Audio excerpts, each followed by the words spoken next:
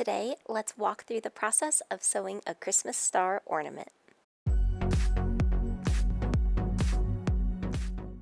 Welcome, I do sewing and DIY related content, and today we're doing a fun little Christmas star ornament. Now this is going to be a full Etsy pattern available on my Etsy store, and it'll come in two sizes, this larger star and then a smaller star. The larger is definitely much more beginner friendly and one that I would suggest if you are new to sewing. Either way, there's going to be two pattern pieces, one for the large star and one for the small. You're going to cut that out, and then once you have it cut out, you can then begin to cut out your fabric. Now, throughout this video, you may see me using two different colors. I am making two different ornaments, but whichever one you go with, you're going to fold your fabric in half and then pin your star onto that folded fabric. This is going to allow us to cut out two pieces of the star, one for the front and one for the back. And these steps are the exact same whether you're making the big star or the small star. Once I have it all nice and cut out, I'm then going to go ahead and take some interfacing. I am going to be using medium, lightweight to medium fusible interfacing, and I want to cut out one piece of interfacing for the star. This is going to allow us to have a little bit more structure and shape to our ornament, but for this you only need one piece. Once I have that cut out, the last step is to cut out some ribbon or ric-rac. I thought the ric-rac was really fun, and I used around a 1/2 inch wide ric-rac or so. You can also use ribbon. I would highly suggest using like an 1/8 of an inch wide ribbon though. Now for my fusible interfacing, you're going to take the bumpy side and match it to the wrong side of one piece of your star. So the bumpy side of that's going to go on the wrong side of that fabric, and then we're just going to press this out.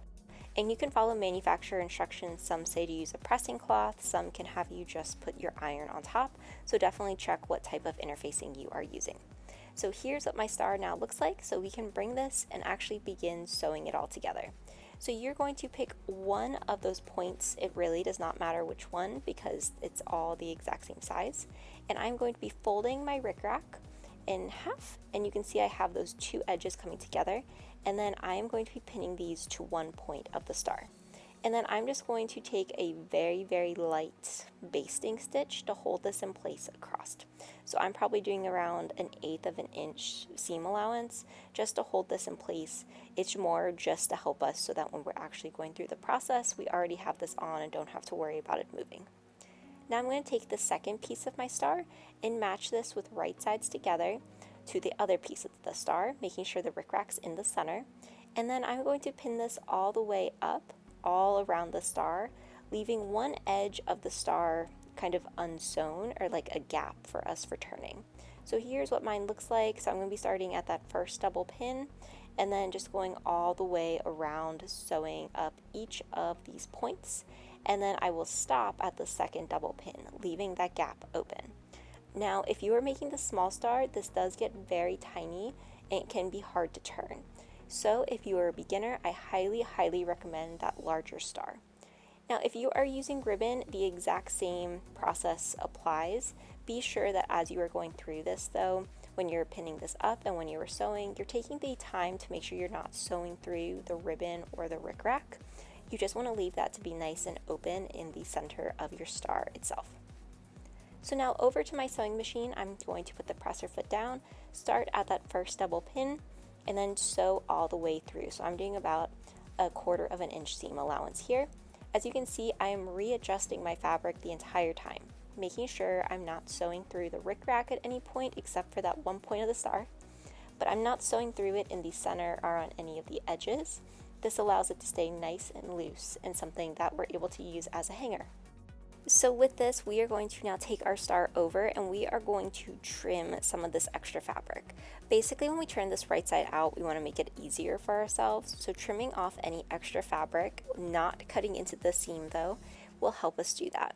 Then at each of these spots where the direction of the seam changed, I'm just going to do a little snip. I'm not cutting into the seam, only slightly into that seam allowance, so that'll make it easier to turn.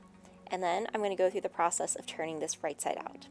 As I said, the smaller star is a little trickier, so I would highly recommend if you're a beginner to do that larger size star. But if you're someone who's been sewing for a while, this little star is very doable and can look like a cute miniature ornament. Then you can use a turning tool, you can use like a little pin to try to help push out some of these edges. You could also use a pencil, whatever's easiest for you. And then you're going to have this be your whole star that is now turned right side out. So it looks really fun, really cute. So now what it's time for us to do is top stitch all the way around this ornament. So taking around 1/8 of an inch seam allowance, very slowly just going through the whole thing.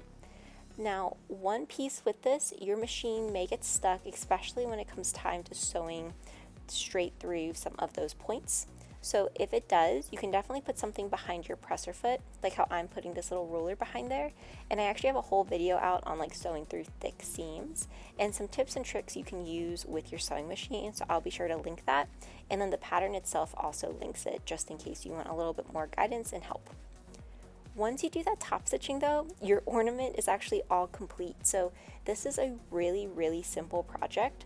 Like I said, that larger star is 10 times easier than this miniature one. But if you are an intermediate sewist, I wanted to give you the option of this miniature star just because they can be really fun to put on multiple different trees at the same time.